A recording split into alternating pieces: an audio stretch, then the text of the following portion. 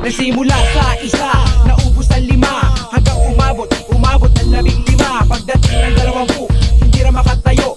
Busog na busog, lubog na sa pagkaupo. Yan na nga ang sinasabi, hindi naman babae. Yung mga kumukontra sa inyo noon, nung time na yun, na blasphemous daw, ganyan.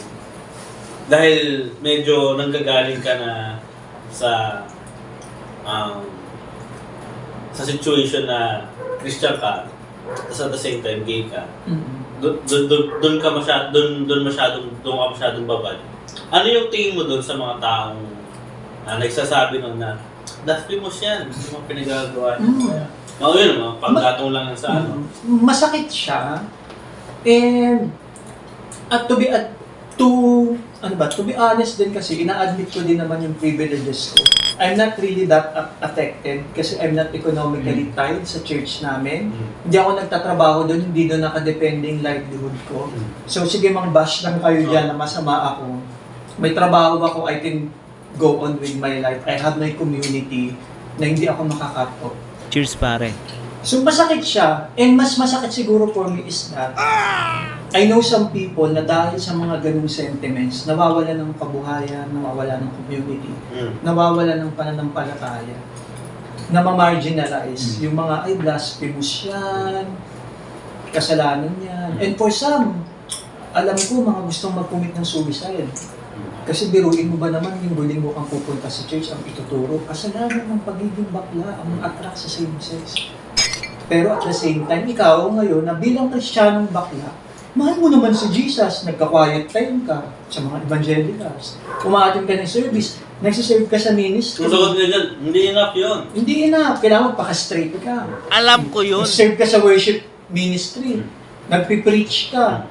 Ang hirap nun, tapos, syempre, hindi mo naman i-out yun kasi mawawalan ka ng mga bagay na mahalaga sa'yo eh. So, ministry mo, di ba?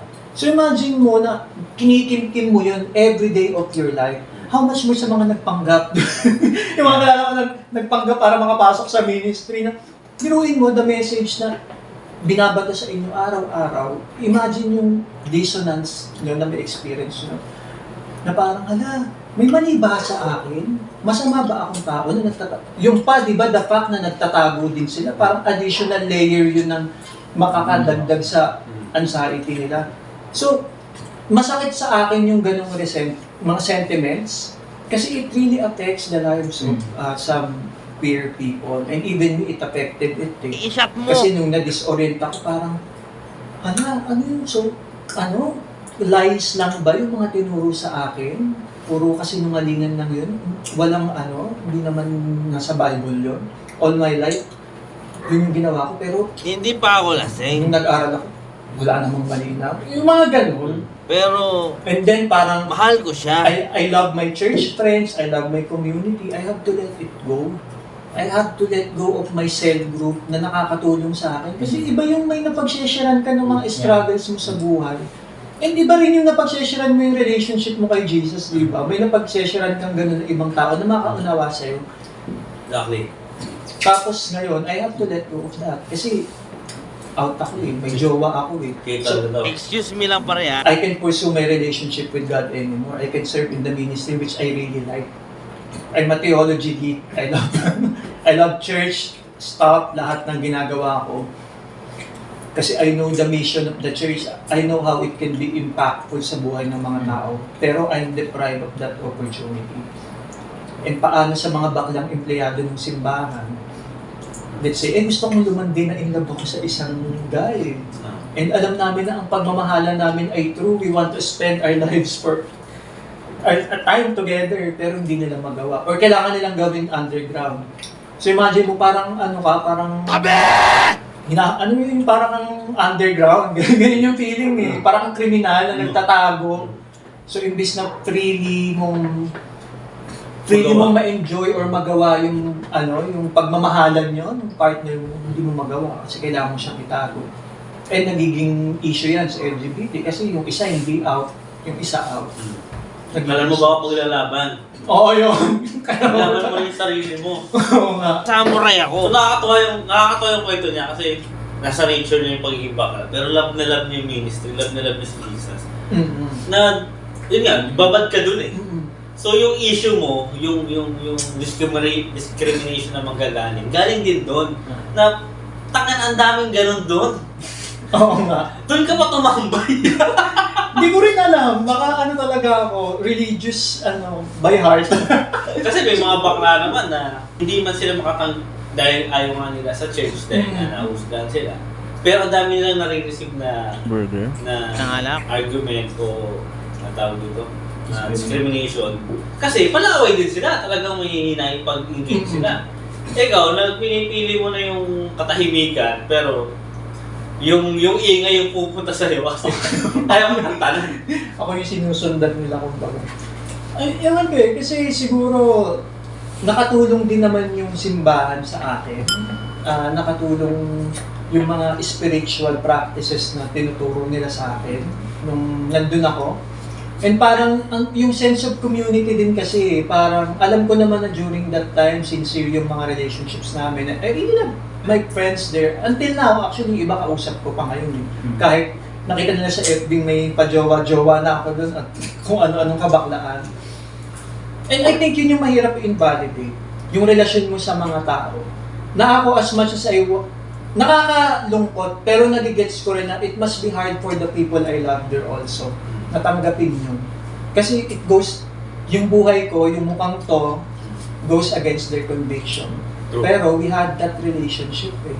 Ang saya-saya namin sa ministry, tuwing camp, nagpupuyatan kami, tawa kami ng tawa, mga Christian jokes. So nami-miss mo yung Nami-miss ko talaga yung, yung pag-retreat namin. Sino ba nagsarado ng gate? Hmm? Sino ba nagsarado ng gate?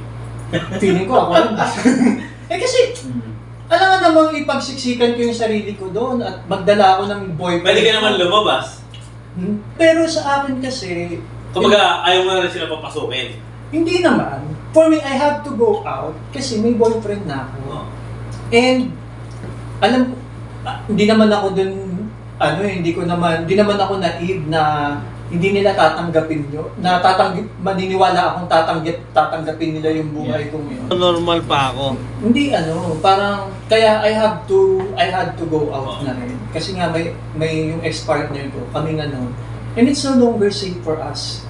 Ipagpe-pray kami na sana malaman yung ang straight na daan, ang daan ng Diyos, na babae sa lalaki. Ganun. Parang, di ba, ipipilit ko pa ba yung sarili ko sa alam kong hindi kami i-encourage? Maybe for a time, sige lang, kasi let the Lord work through the heart of that same-sex couple at hipuin ng Panginoon ang kanilang puso para maghiwalay sila dahil kasalanan ng ginagawa nila. Hindi naman ako naive doon sa mga realities. Cheers, pare. So, I have to go out na. Pero my love for the church, my love for the people there, kahit toxic ngayon, pinapanood ko sa live stream, nagpipintig na lang yung tenga ko sa mga pinagsasabi. I can't Bakit mo pa? Oo, di ba? Ewan ko, taas ng tolerance ko in fairness. Yung iba kasi di kaya eh. Ako di ko kaya. Ako natatawa lang din ako, parang okay. Pero kasi sometimes naman may katotohanan din eh. Kasi ako naniniwala ako na ang katotohanan can be found anywhere. Kahit sa progressive na lugar, kahit sa konserbatibong lugar, nandun ang Diyos. And alam ko na during that time, nung stay ko sa simbahan na yun, God has been with me. Yun nga lang, mali lang yung paniniwala ko sa Diyos. Pero I know na, nandun pa rin ang Diyos. And I have to accept that yung brokenness, yung systemic din kasi yun eh. Mabiblame ko ba sila na niraise sila sa isang konserbatibong family?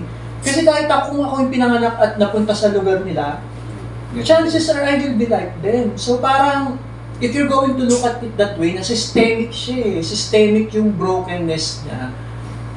Mas mas maglulusan up ka, kahit ang dami nagtatanong sa akin, ba't balik ka pa dyan? Ba't minimik mo pa rin? Alam mo kasi pare, mahal ko siya. Hindi mahal ko sila eh. They're my friends eh.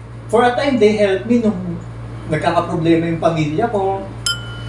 Yung mga Bible studies namin na nag-iiyakan kami kahit looking back, ang pepete pala ng problema na mga high school na problema, mga college na problema, di ba? Yung mga grades ko, finals na.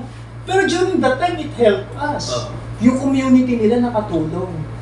Yun nga lang, during that time, at the expense of my identity. Kasi for me to belong there, kailangan ko itago yung kapaklaan ko.